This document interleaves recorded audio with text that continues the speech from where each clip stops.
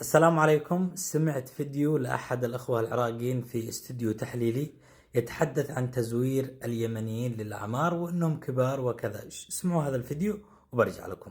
نلاقي منتخب اليمن لاعبين كبار، انه اكثر من 23 عام، مثل 22 عام، وحتى من دخلوا بهاي البطوله دخلوا بدون جوازات، انه قريبين ودخلوا على السعوديه، انه ما عندهم، انت كنا نعرف كل الامور، اجوا بمشاركه. احنا نكيف عليه كابتن، ليش؟ نريد نحتكر، نريد شفتوا كيف؟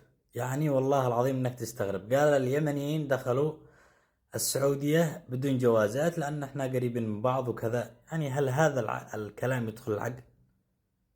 هل هذا الكلام هل السعودية محافظة يمنية ولا ايش عشان ندخل بدون جوازات؟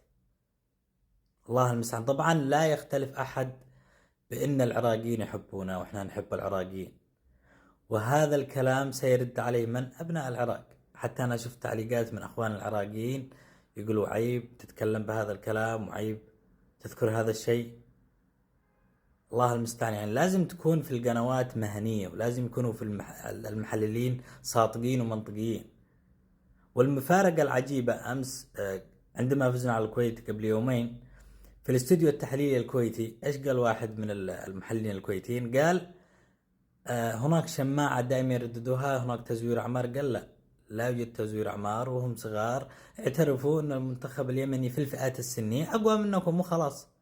بيلعب جمل تكتيكية ولاعبين فاهمين ومنضبطين، ما راح يتعذر ولا راح يقول كبار ومش عارف ايش. خلوا عندكم مهنية، خلوا عندكم، لا تشعلوا فتنة بين الناس. هي كرة قدم وتنافس شريف.